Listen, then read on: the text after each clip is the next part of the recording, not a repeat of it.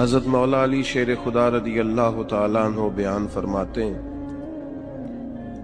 آپ فرماتے ہیں اسے مبارک ہو جسے تھوڑے لوگ جانتے ہیں، قابل مبارکباد ہے، کم لوگوں میں جانا پہچانا جاتا ہے۔ اور ایک حدیث پاک میں بھی فرمایا کہ وہ بندہ بڑا خوش نصیب ہے جس کی طرف انگلیوں سے اشارے نہ کیے گئے، فلاں جا رہا ہے، فلاں جا رہا ہے۔ بہت سارے کام آپ کر نہیں سکتے، بہت سارے چیزوں میں آپ محسوس کرتے ہیں کہ یہ میرے ساتھ کیا ہوا۔ چلیں کچھ لوگوں کا مقصد اگر عہدوں تک پہنچنا ہے، اقتدار حاصل کرنا مقصد بنا لیتے ہیں، تو جتنے مجبور ہم نے عہدوں پر بیٹھے لوگ دیکھے ہیں، اتنا شاہد ہی کوئی مجبور ہو کہ آپ کبھی دیکھ لیں حکومت مجبور ہوتی ہے، اپوزیشن آزاد ہوتی ہے، اس کا کام تو صرف تنقید کرنا ہے، وہ کرتی رہتی ہے۔ لیکن جو لوگ کسی عہدے پر بیٹھے ہوتے ہیں، لوگ بول دیتے ہیں اس کو یہ کر دینا چاہیے، اس کو وہ کرنا چاہیے، کچھ باتیں درست بھی ہوں گی لیکن اتنا آسان تھوڑی ہوتا ہے۔ بہت سارے پہلو ہوتے ہیں جن پر غور کرنی ہوتی ہے۔ اگر کوئی اخلاص کے ساتھ عہدے پر بیٹھا ہے تو اس کو بڑا پھونک پھونک کے قدم اٹھانا پڑتا ہے۔ تو کسی شخص کا مقصد اگر دولت کا حصول ہو کہ مجھے ہر صورت میں پیسہ ہی جمع کرنا ہے، اس نے بھی زندگی کا کوئی پیارا مقصد نہیں پایا۔ بہت ساری جگہوں پہ دولت نفع بخش ہوتی ہے، اللہ کا فضل ہوتی ہے، لیکن اگر جائز ناجائز کا لحاظ کیے بغیر مقصود ہی صرف حصول دولت ہو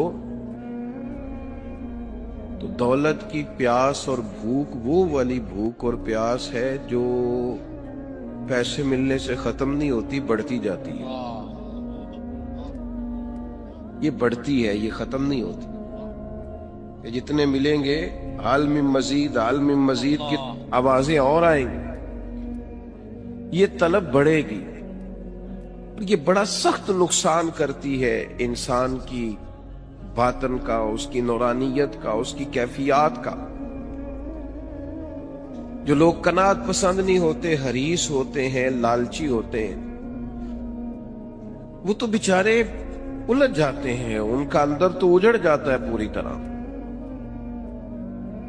انہیں پتہ بھی نہیں چلتا اور وہ بے آباد ہو چکے ہوتے ہیں۔ اچھا کئی دفعہ ایسا بھی ہوتا ہے وہ اخلاص سے چلے تھے، ان کے مقاصد بڑے حسین تھے، لیکن جب اس رستے پہ پڑے تو پھر مقصد بدل گیا، اللہ معاف کرے، پھر وہ حصول دولت، حصول دنیا، تو وہ اپنی بھی وہ کیفیت نہیں رہی ان کی، وہ خود بھی بے چین ہوتے ہیں۔ اور حدیث پاک میں موجود ہے، نبی کریم علیہ السلام نے فرمایا، دو بھوکے بھیڑیے، بھیڑیا ویسے ہی بڑا خطرناک ہوتا ہے، اور اگر اوپر سے بھوکا ہو تو بھیڑیا ویسے ہی خطرناک ہے، اور اگر بھوکا بھی ہو تو کریم فرماتے ہیں دو بھوکے بھیڑیے بکریوں کے ریوڑ میں کھلے چھوڑ دیے جائیں، کوئی روک ٹوک کرنے والا نہ ہو۔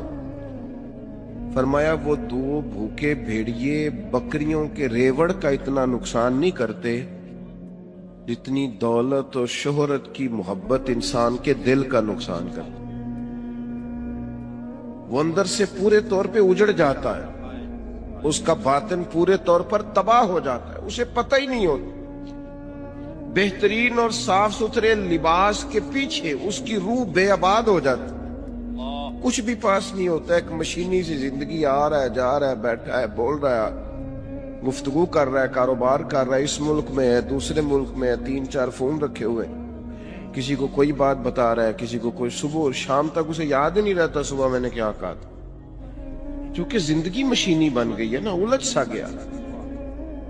تو یہ جتنے بھی مقاصد ہمارے ہاں لوگ پیدا کر لیتے ہیں، یہ سارے مقاصد بڑے تکلیف دہ ہوتے ہیں، لیکن اگر زندگی کا مقصد وہ حسین مقصد ہو جس کی طرف قرآن مجید نے رہنمائی فرمائی، تو پھر انسان बड़ा बातनी सुकून महसूस करता है। अल्लाह ताला ने फरमाया अल्लज़ी खलक़ल मौत वल हयात लियब्लुवकुम अय्युकुम अहसनु अमला। फरमाया वो ज़ात जिसने मौत और हयात को पैदा किया है ताकि पता चले तुम में अच्छे अमल कौन करता है, बेहतरीन किरदार कौन पेश करता है। एक बात याद रखिएगा, हर आदमी बासलाहियत होता है। बहुत अच्छी, हर आदमी में अल्लाह ने कोई ना कोई खूबी रखी हुई होती है। एक तो हम अपनी खूबी का पता ही नहीं करते। हाथ देखें, मस्जिद के बाहर लिखा होता है मेरे जैसे मौलाना साहब का नाम फलां ने मस्जिद बनाई, हालांकि जो पूरी बिल्डिंग की तामीर के लिए चुपके से पैसे दे गया था, ये भी उसने कहा था कि मेरा जिक्र ना करना किसी के सामने। और मियाँ वो भी बड़ा बानी है इस इदारे का, वाह भाई वाह, उसका भी खासा हिस्सा है यहाँ। तो अगर किसी शख्स को ये सलाहियत मिली है कि वो खर्च कर सकता है, और किसी को ये सलाहियत मिली है कि वो आपको बेहतरीन राय दे सकता है, अच्छा मशवरा देता है, उसके पास ये सलाहियत है कि वो बारीक बीनी से सोच सकता है किसी शोबे में, और आपके साथ वो इस तरह की मुआवनत करता है, तो ये बहुत बड़ी सलाहियत है। लोगों में सलाहियत होती है, लेकिन हम क्या करते हैं, पहले तो सलाहियत को तलाश ही नहीं करते, सारी जिंदगी कहते रहते हैं असी तो माड़े बंदे हैं, कारी कुछ नहीं सकते, मैं तो गरीब आदमी हूं, कारी कुछ नहीं सकता। वो सादी शराजी रहमतुल्लाह अलैह की खिदमत में भी एक शख्स ने अपने दोस्तों का शिकवा किया था। उसने कहा था बड़े ही निकम्मे, मेरे दोस्त बड़े ही नकारा हैं, किसी काम के नहीं, किसी काम नहीं आते, बिल्कुल ही बेकार है। तो हजरत सादी बार बार समझाने लगे, फरमाया यूं नहीं कहते, कोई तो खूबी होगी। उसने कहा हुजूर कोई भी नहीं। फरमाया फिर भी ताल्लुक ना तोड़ना, अगर बुरे बदअकीदा नहीं तो ताल्लुक ना तोड़ना। सिर्फ कोई खूबी ना होने की वजह से ताल्लुक तोड़ रहे, हुजूर कोई खूबी नहीं। तो सादी फरमाने लगे सुनो, फिर भी ताल्लुक रखना, पानी जितना मर्जी मैला कुचैला भी हो, आग बुझाने के काम फिर भी आ जाया करता है। बड़ा मैला कुचैला है, गदला है, बेकार है, लेकिन आग बुझाई जा सकती है उससे। तो खूबियां होती हैं इंसानों में। पहली बात तो ये है कि हम ये जो शेख होते हैं ना, बुजुर्ग होते हैं, मुरब्बी होते हैं, हमारे मशाइख, ये बुनियादी तौर पर करते क्या थे, ये सामने वाले को आईना ही तो दिखाते थे, बताते ही तो थे कि तेरे अंदर खूबियां हैं, और वो खूबियां दिखा के उससे कोई ना कोई काम ले लेते थे। बड़े बड़े निकम्मे लोगों से काम ले लेते थे, उनको काम पे लगा देते थे, उनको तसल्ली देना, समझाना, उनको बार बार कायल करना। आजकल लोग मायूस करते हैं। हमारे पाकिस्तान के एक बड़े मारूफ कालम नवीस हैं, उन्होंने एक दफा कालम लिखा, वो तबसरा तो इस पर कर रहे थे कि मुल्क में चंद सियासी जमातों का राज है, किसी और को सामने नहीं आने देते। तो उन्होंने एक मिसाल लिखी, कहने लगे गांव का चौधरी इंतकाल कर गया, तो पोता अपनी दादी से कहने लगा अब चौधरी कौन बनेगा। तो उसने कहा जो चौधरी फौत हुआ है उसका बेटा। तो उन्होंने कहा अगर वो भी फौत हो गया, तो कहा उसका बेटा, वो भी फौत हो गया। तो उन्होंने मिसाल दी। तो आखिर में वो दादी कहने लगी पुत्र सारा पिंड भी मर जाए तू नहीं चौधरी बन लगा, तो ये चौधरीओं नहीं बनना है, तू फिक्र न कर। तो उन्होंने मिसाल दी कि कुछ भी हो जाए, ये चंद सियासी लोगों ने आना है। तो मेरा कुछ राब्ता रहता था, मैंने उन्हें फोन किया, मैंने कहा आप कौम को मायूस कर रहे हैं, ये फिक्र पैदा कर रहे हैं आप हमारी नौजवान नस्ल में कि तुम आगे आ ही नहीं सकते। मैंने कहा तू मेरे साथ आ, मैं तुझे बताता हूँ गरीबों के बच्चे चौधरी बने हुए हैं, क्या बात, मैं तुम्हें बने हुए दिखाता हूँ, हमारी नजरों में आएंगे। ये अपनी कौम की तरबियत कर रहे हो कि तुम कुछ भी नहीं कर सकते। तुम इनकी तरबियत करो कि उठ बांध कमर क्यों डरता है, फिर देख खुदा क्या करता है। हिम्मत दिलाओ, जद्दोजहद का जज्बा पैदा करो, इनके अंदर शौक पैदा करो, ये मेहनत करें, आगे बढ़े, मदद करने वाला अल्लाह है। علاقے میں جو چودھری کہلاتے تھے ان کا بچہ پڑھا نہیں ہے، وہ اسی کمپنی کے دروازے پر گن مین ہے، اور اسی علاقے کا جو غریب کہلاتا تھا اس کا بچہ پڑھ کے اسی کمپنی کے اندر مینیجر لگا ہوا ہے۔ تو آؤ ہم دکھاتے ہیں، آپ لوگوں کو مایوس تو ایک تو صلاحیت کو بھانپیں کہ ہم کیا کردار ادا کر سکتے ہیں، وہ والا کردار ادا کریں، ہم کیا ڈیوٹی کر سکتے ہیں وہ والی ڈیوٹی کریں، اور پھر اپنی جو زندگی ہے، جو مقصد ہے، اس کو صحیح جگہ پہ خرچ کریں، غلط جگہ پہ استعمال۔ کچھ لوگوں کو اللہ صلاحیت دیتا ہے نا، باصلاحیت ہوتے ہیں، لیکن وہ اپنی صلاحیت کا استعمال ٹھیک۔ اچھا یہ بتائیں، جس کی آواز سریلی ہوتی ہے اپنی وجہ سے ہے کہ اللہ کی عطا ہے؟ اللہ کی عطا ہے۔ تو جو آنکھیں میں نعت سناندہ 60,000 لینا ہے، پھر اس سے پوچھا جائے گا کہ یہ آواز سریلی کرنے کے تو نے دیے کتنے، پہلے یہ بتانا۔ خدا کے بندے، اللہ نے اپنے فضل سے صلاحیت دی ہے اور تو غلط جگہ پہ استعمال کر رہا ہے، نوٹ کمانے لگ گیا، اور پھر یہ کہ تیرے نخرہ ہے کہ وہ سنبھالا نہیں جا رہا الا ماشاءاللہ، اور پھر یہ کہ جس محبوب پاک علیہ الصلوۃ والسلام کی نعت پڑھ کے اللہ نے تجھے عزت دی ہے، ان کی سنت کا لحاظ تک نہیں تو کرتا، شریعت کا پاس تک نہیں ہے تجھے۔ تو سمجھے چیزوں کو، اللہ نے صلاحیت اپنے فضل سے دی ہے۔ بڑے بھائی ہوتے ہیں، 4 5 6 بھائی ہیں، لیکن ان میں سے اللہ تعالیٰ کسی کو صلاحیت دے دیتا، آگے گزر جاتا ہے۔ اب وہ کیا کرتا ہے، وہ جناب جس کو تھوڑے سے پیسے مل جائیں یا معروف ہو جائے یا جانا پہچانا جائے، وہ مشورے دے دے کے مار دیتا ہے۔ وہ ایسے بات کر رہا ہوتا ہے جیسے بڑا پروفیسر ہے، وہ بھائی خدا نے فضل کر دیا، تیرا جی میں رہے، اللہ سے ڈر، اپنی صلاحیت کا غلط استعمال نہ کرے کبھی بھی۔ اگر باصلاحیت ہیں تو اس اپنے آپ سے کوئی کام لے لیں، اپنے وجود کو بیکار نہ کریں، کوئی خدمت لیں، اس سے کوئی ڈیوٹی لیں، اپنے آپ کو کسی کام پہ لگا دیں، ورنہ ضائع ہو جائیں گے۔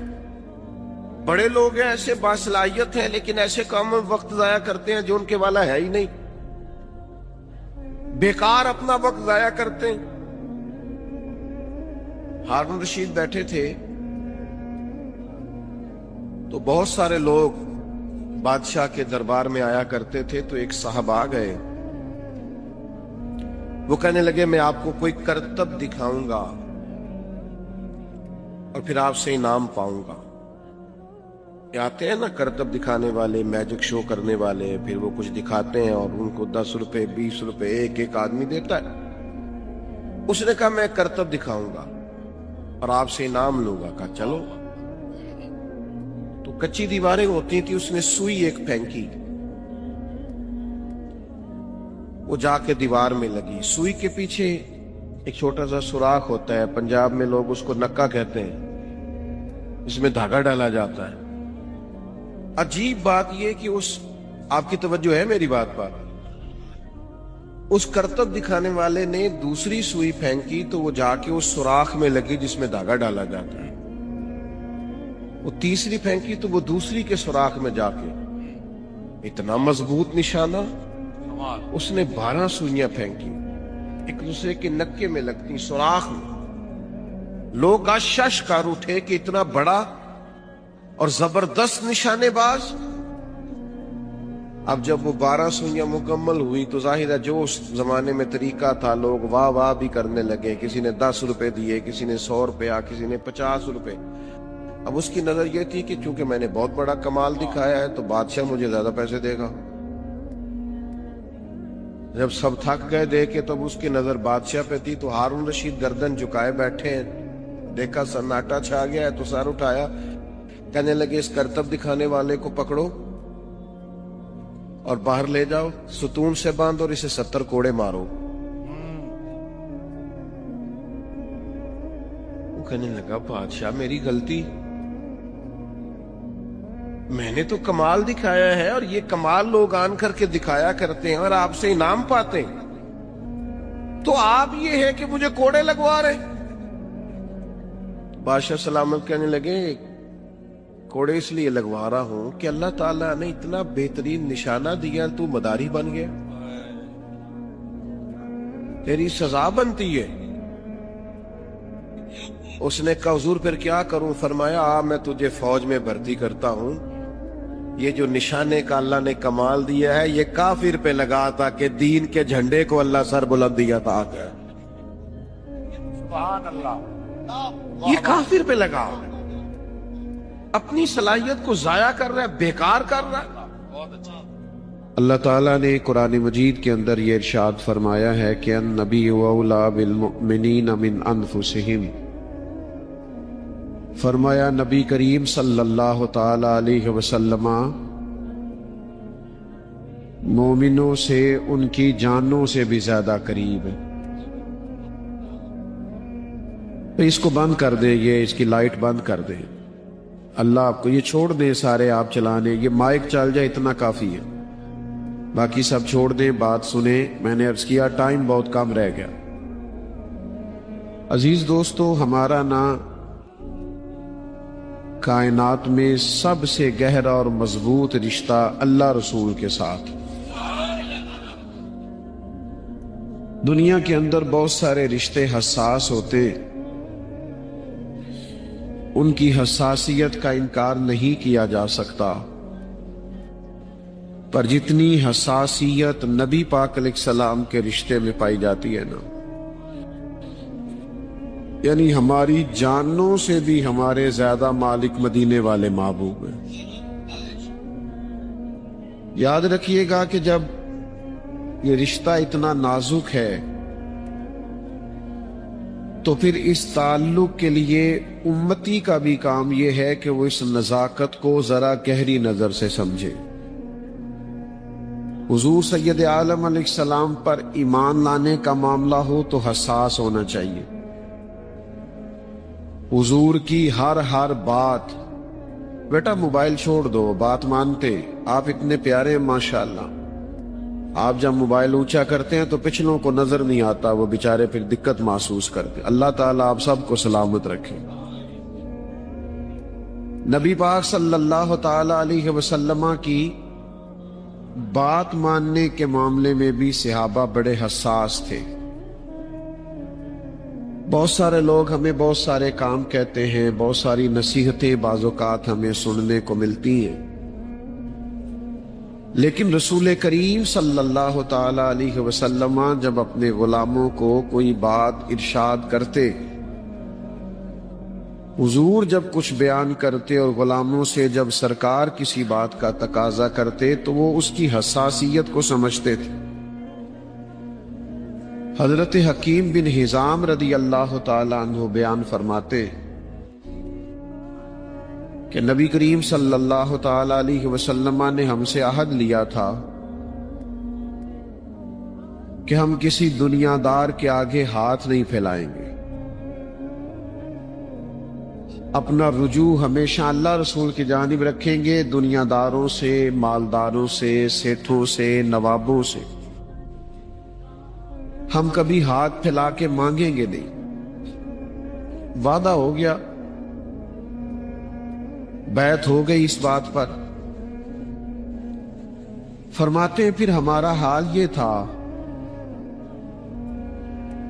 कि अगर कोई शख्स घोड़े या ऊंट पर बैठा है और उसके हाथ से दुर्रा गिर गया है और करीब उसका गुलाम भी खड़ा है, तो अपने गुलाम से नहीं कहा करता था कि दुर्रा मुझे पकड़ा दो, वो खुद घोड़े से नीचे उतरता था, खुद ऊंट से नीचे उतरता था, तो वो दुर्रा उठाता था। जब सवाल किया जाता कि आका मैं करीब खड़ा था, मैं गुलाम हूं, मुझे आप हुक्म कर देते, इरशाद कर देते, मैं आपका दुर्रा पकड़ा देता, तो वो कहते कैसे तुम्हें कह देते, हमने तो अपने नबी पाक अलैहिस्सलाम से वादा फरमाया है कभी किसी दुनियादार से सवाल नहीं करेंगे। तो हुजूर की बात मानने के मामले में हसास होना। आजकल ना मुसलमान ہفتے جمعہ پڑھتے ہیں، ہفتے میں ایک دفعہ جمعہ ہوتا ہے، عید کی نماز ہوتی ہے، مختلف محافل ہوتی ہیں، تو بہت ساری احادیث سنتے، بہت سارے ارشادات ہمارے کانوں سے آ کر کے ہماری سماعتوں کو معطر کرتے. تو چونکہ بہت ساری باتیں ہم سنتے ہیں، تو وہ خاص حساسیت جو اس معاملے میں ہونی چاہیے کہ بندہ سمجھے بس مجھے حضور کا ارشاد پہنچ گیا، بس مجھے نبی پاک علیہ السلام کی بات آ گئی، بس حضور نے حکم دے دیا. یہ حساسیت بڑی ضروری ہے. یاد رکھیے گا کہ یہ نہیں ہو سکتا کہ ہم حضور کی احادیث کو، قرآن مجید کی آیات کو بھی معاذ اللہ صرف کانوں کی لذت کے لیے سنیں اور کہ ماشاء اللہ سبحان اللہ کیا بات ہے، کیا بات آپ نے بیان کی، لیکن اس کی جو خاص تاثیر ہے اور اس کا جو خاص درجہ ہے اور بندہ مومن کے دل کے اندر اس کے لیے جو خاص مقام ہونا چاہیے، جب تک وہ ہم اپنے اندر پیدا نہیں کرتے ایمان کی لذت نصیب نہیں ہو سکتی. آپ دیکھیے، میں نے عرض کیا تھا خاموش، اور حضور وضو کر کے مسکرائے تھے. مجھے وجہ کر کے جو کہ رشتہ بڑا حساس ہے نا، یہاں معاملہ بڑا نازک ہے. حضور کے ساتھ غلاموں کے رشتے بڑے بلند ہیں. فرمایا پتہ کوئی نہیں کیوں مسکرائے تھے، لیکن چونکہ مسکرائے تھے میں تو فرض محبت ادا کر رہا ہوں، کسی کی ادا کو ادا کر رہا ہوں. تو عزیز یاد رکھیے گا کہ یہ خاص نزاکت ہے امتی کی حضور کے ساتھ کہ مومن نبی پاک علیہ الصلوۃ والسلام کی بات غیر مشروط مانتا ہے. غیر مشروط، سمجھ میں آئے تب بھی، سمجھ میں خدا نہ خواستہ نہ آئے، وہ کہتا بس میرے نبی کا حکم ہے، بس میرے محبوب نے اسے حکمت سمجھ میں خدا نہ خواستہ نہ بھی آئے. ہماری عقلیں چھوٹی ہوتی ہیں نا، بعض اوقات حکمتیں سمجھ میں نہیں بھی آتی، لیکن بات اللہ رسول کی ہے نا، اس کو فوراً قبول کیا جائے گا، فوراً مانا جائے گا اور اس نزاکت کو سمجھا جائے گا. نبی کریم علیہ السلام جمعہ پڑھا رہے ہیں، تو جیسے میں نے ابھی 2-4 دوستوں سے کہا نا، بعض اوقات کہنا پڑتا ہے موبائل بند کر دیں اور بیٹھ جائیں اور خاموش ہو جائیں. یہ نقیب محفل یا خطیب یا اسٹیج سیکرٹری یہ لوگ بولتے ہیں، بعض اوقات نظم و نسق کو درست کرنے کے لیے نا، ماحول کو بہتر کرنے کے لیے کئی دفعہ کہنا پڑتا ہے. اور ڈر، ہمیں تو ڈر بھی لگتا ہے کسی کا دل نہ ٹوٹ جائے، دل آزاری نہ ہو جائے، کہنا پڑتا ہے بہرحال کہ یہ ذرا درست کر لو. تو یہ بعض اوقات ایسے مواقع آ جاتے.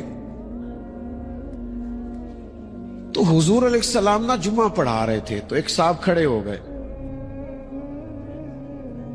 تو محبوب نے فرمایا بیٹھ جاؤ. ایک صحابی دروازے پہ تھے، ابھی ان کے کانوں میں آواز گئی، وہ وہی بیٹھ گئے. ایک قبیلہ بنو غنم میں تھے، ان کے کانوں میں وہی آواز گئی اور وہ وہی بیٹھ گئے. جس نے جہاں سنا وہ وہی. اچھا، نبی پاک علیہ السلام نے ایک شخص سے کہا، تو جب سوال ہوا نا کہ بھئی آپ سے تو نہیں کہا تھا، آپ سے تو نہیں کہا تھا، آپ سے تو نہیں کہا تھا، یہ تو فلاں سے کہا تھا، تو کہا یا رسول اللہ اپنے نام تو نہیں نہ لیا.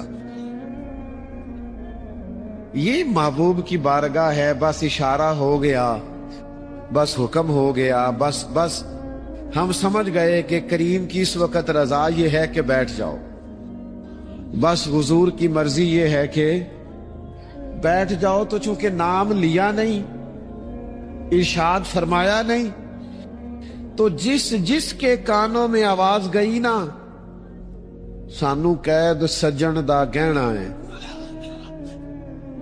او جھنج رکھے اساں اونج رہنا ہے. تو بس بات کانوں میں آ گئی، ختم ہو گیا معاملہ. حضور نے فرما دیا بیٹھ جاؤ، تو لہذا بیٹھ گئے. تو میں نے یہ باتیں 2-3 آپ کی خدمت میں عرض کی کہ زیادہ غلام زیادہ بحثیں نہیں کرتے کہ یہ کیسے ہوا، تو اس کی کیا حکمت ہے، تو اس کام میں کیا حکمت ہے.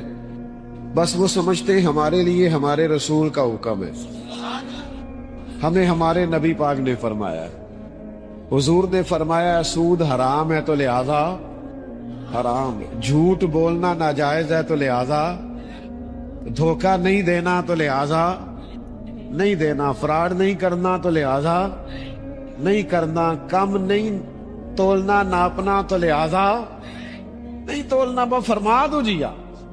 اب آپ حکمت کے پیچھے جائیں، اب آپ وجہ پوچھیں تو یہ غلاموں کا شیوا نہیں ہوتا. اللہ تعالیٰ مجھے اور آپ کو سمجھنے کی توفیق عطا کرے. اللہم صلی علی سیدنا و مولانا محمد معدن الجود والکرم وآلہ وبارک وسلم. اللہ بڑی محبت.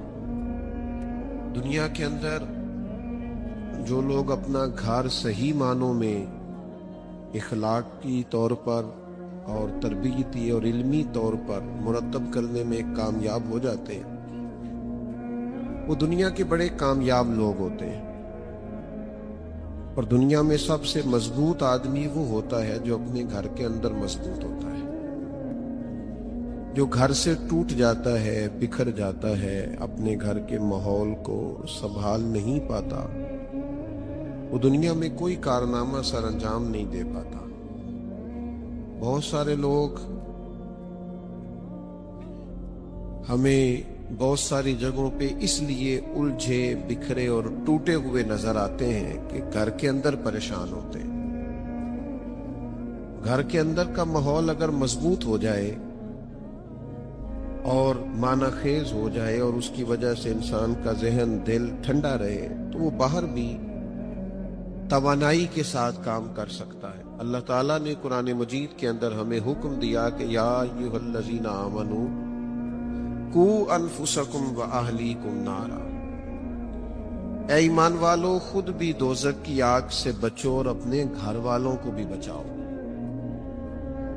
صرف ان کے لیے روزی روٹی کا، رہائش کا، کھانے پینے کا، پہننے کا بندوبست ماں باپ کے ذمے نہیں لگایا، بلکہ یہ بھی باپ کے ذمے لگایا کہ یہ بھی بندوبست تو کر کے تیرے بچے دوزخ سے بچیں. ان کے لیے ایسے ماحول کو فراہم کر کے ان کی توجہ ان کاموں کی جانب ہو جائے جو کام جنت میں لے جانے والے. اے ایمان والو خود بھی دوزخ کی آگ سے بچو اور اپنے گھر والوں کو بھی بچاؤ. حضرت عمر فاروق رضی اللہ تعالیٰ عنہ اس آیہ کریمہ کے نزول کے بعد عرض گزار ہوئے کہ یا رسول اللہ صلی اللہ تعالیٰ علیہ وسلم، اس آیت کا معنی کیا ہے؟ تو حضور علیہ السلام نے فرمایا اس کا بڑا سادہ معنی ہے کہ جن کاموں کا اللہ رسول تمہیں حکم دیتے ہیں تم ان کاموں کا اپنے گھر والوں کو حکم دو، اور جن کاموں سے اللہ رسول تمہیں منع کرتے ہیں تم ان کاموں سے اپنے گھر والوں کو روکو، بچاؤ. عزیز بھائیوں، گھر کی تعمیر، گھر کی تربیت